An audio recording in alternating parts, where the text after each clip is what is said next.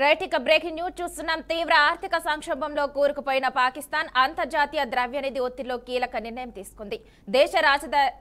దేశ జాతీయ విమానయాన సంస్థ పాకిస్తాన్ ఇంటర్నేషనల్ ఎయిర్లైన్స్ ను ప్రైవేటీకరించేందుకు సిద్ధమైంది. ఈ నెల 23న 51% నుంచి 100% వరకు వాటాల అమ్మకానికి బిడ్డింగ్ నిర్వహించనున్నట్లు ప్రభుత్వం ప్రకటించింది.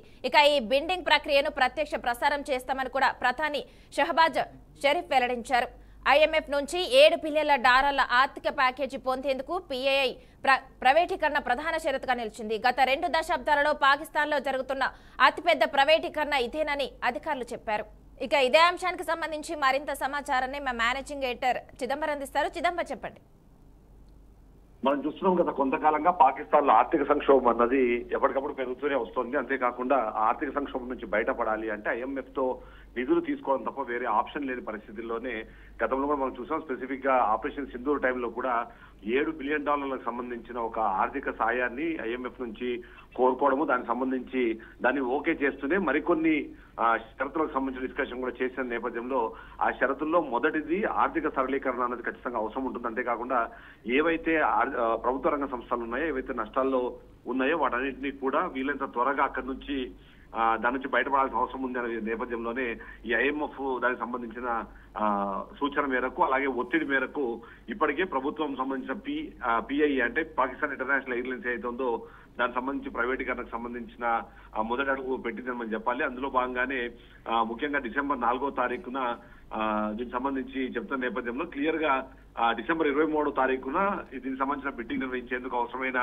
చర్యలు తీసుకోవాలని చెప్పి ఇప్పటికే పాకిస్తాన్ లోకి సంబంధించి ప్రభుత్వం ఇప్పటికే నిర్ణయం తీసుకుంది. దాన్ని కేవలం నిర్ణయం తీసుకోవడంతో పాటు దాన్ని పాకిస్తాన్ సంబంధించిన జాతీయ ఛానల్లో కూడా లైవ్ ప్రసారం చేయాలన్న ఆలోచన కూడా కనిపిస్తుంది. అంటే ఈ విధంగా చూసినా దాదాపు 2 దశాబ్దాల కాలంలో అతిపెద్ద ప్రైవేటీకరణకు సంబంధించిన ఒక యాక్ట్ గా దీన్ని చూస్తున్నా, దాని డీల్ గా చూస్తున్నా. ఈ విధంగా చూస్తే మాత్రం PIL ఇప్పుడున్న 51% నుంచి 100% వాటాలను వీళ్ళు అమ్మకాన్ని పెట్టడము, దీని ద్వారా ఆర్థిక భారాన్ని తగ్గించుకోవాలన్న ఆలోచనలో ఉన్నట్టుగా కూడా కనిపిస్తుంది. అందులో భాగంగా మొత్తం 4 కంపెనీలు ఇప్పటికే వీటికి బిడ్డింగ్ అర్హత పొందినాయి. ఒకటి lucky cements consortium, Arif Habib corporation consortium, అలాగే ఫౌసీ ఫెర్టిలైజర్స్ కంపెనీ అంటే పాకిస్తాన్ సైన్యం ఆధీనంలో ఉంటుంది ఇది.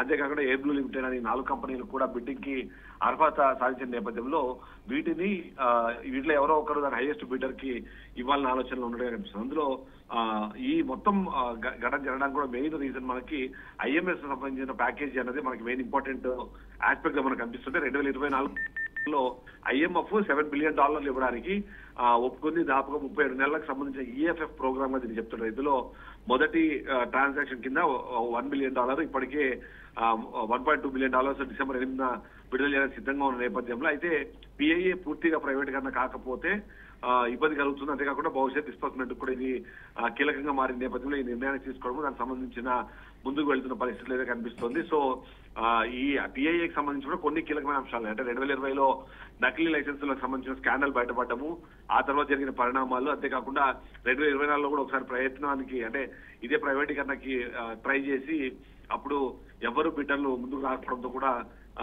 ప్రభుత్వ ఆధీనంలో వెళ్ళిన పరిస్థితుల్లో ఫైనల్ గా చూస్తే మాత్రం ఇది ఇప్పుడు జరుగుతున్న అతిపెద్ద డీల్ గా అయితే పాకిస్తాన్ భావిస్తాన్. కాకుండా ఇంటర్నేషనల్ ఎయిర్ ఫోర్స్ కూడా ఎయిర్ సంబంధించిన ఎయిర్లైన్స్ కూడా దీని మీద ఆలోచిస్తున్నారు మనకు కనిపిస్తుంది. Okay, thank you Chidambar.